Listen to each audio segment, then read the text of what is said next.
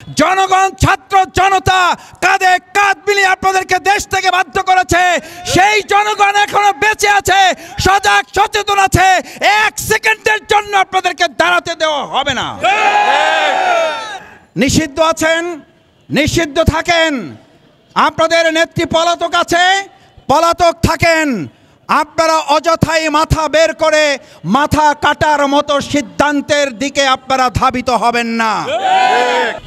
আমরা বিগত 15 বছর স্বৈরাচারের বিরুদ্ধে, ফ্যাসিস্টের বিরুদ্ধে আমরা আমাদের আন্দোলন সংগ্রাম অব্যাহত রেখেছি। এই ফ্যাসিস্ট সরকার আমাদের এই পল্টনের এই জাতীয় মসজিদ বাইতুল মোকাররম এটাকে একটা ফিলিস্তিনের অংশের মতো করে রেখেছিল। এখানে মুসল্লিদের নামাজকে সীমিত করে দেওয়া হয়েছিল। পবিত্র জুমার দিন আসলে এখানে আইন শৃঙ্খলা পরিস্থিতির এমনভাবে মোতায়েন করা হতো যেন পুলিশের সাথে এই বাইতুল মোকাররম জাতীয় মসজিদের মুসল্লিদের যুদ্ধ ঘোষণা করা হয়েছে।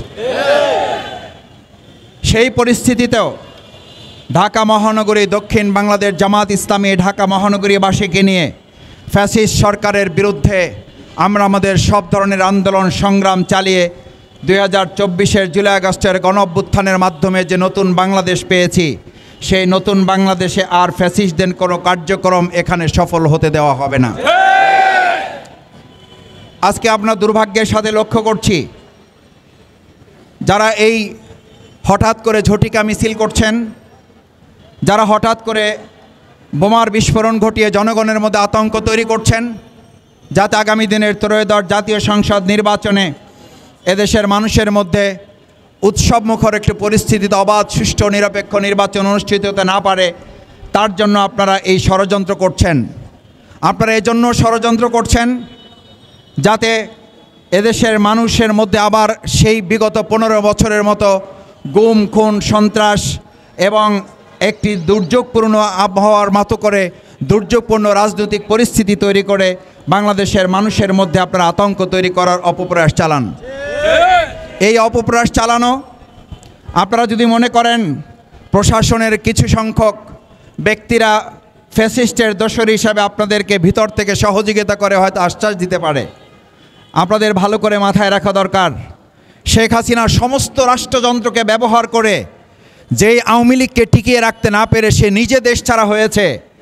আপনাদেরকে খোঁজ রাখার সময় হয় নাই, আপনাদের দলের সাধারণ সম্পাদককে জানানোর সময় হয় নাই, আপনাদের দলের কোনো নেতাকর্মীকে জানানোর সময় হয় নাই।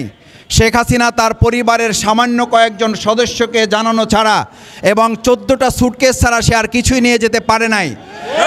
সেই শেখ হাসিনা আপনাকে ওখান থেকে মোবাইলের মাধ্যমে নির্দেশ দিবে, আর আপনি এই ঢাকা মহানগরী মানুষের সামনে জীবন বাজি রেখে আবার সে আওয়ামী লীগ প্রতিষ্ঠা করবেন। এই স্বপ্ন শুধু দুঃস্বপ্ন না, এই স্বপ্ন আপনার পাগলের প্রলাপ ছাড়া আর কিছুই নয়।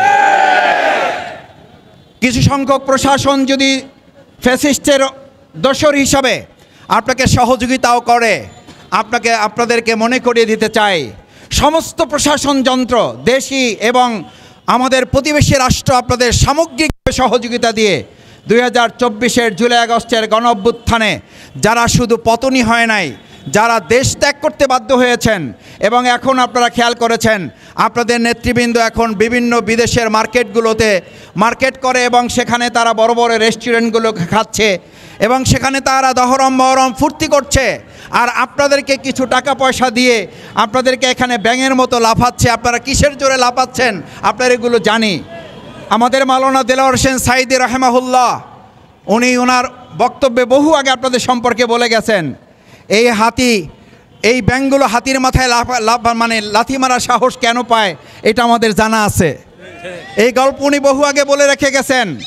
আমরা জানি আপনারা যে হাজার কোটি টাকা বাংলাদেশ থেকে পাচার করেছিলেন, এই টাকাগুলো এখন কিছু সংখ্যক দুষ্কৃতিকারী সন্ত্রাসের পিছনে ইনভেস্ট করার মাধ্যমে কিছু টাকা দিয়ে আপনাদেরকে ব্যাঙের মতো লাফানোর মধ্য দিয়ে হাতির মাথায় লাথি মারার সাহস করছেন। এই সাহস করে লাভ হবে না। আপনাদেরকে মনে রাখতে হবে 2006 সালের 28শে অক্টোবর এই জাতীয় মসজিদের পল্টনের উত্তর গেটে সেই দিন আপনারা লগি বৈঠার মাধ্যমে আমাদেরকে নিপাত করার সিদ্ধান্ত নিয়েছিলেন। আমরা আমাদের হাফেজ শিপন মুজাহিদদের জীবন বাজি রাখার মধ্য দিয়ে সেদিন প্রথম দফা আপনাদেরকে আমরা পরাজিত করতে বাধ্য হয়েছিলাম। সেই শহীদের রক্তে ভেজায় বাইতুল মোকাররমের উত্তর গেট, এখান থেকে আর কোনোদিন ফ্যাসিবাদ আওয়ামী লীগের দোসরদের মাথা উঁচু করতে দেওয়া হবে না।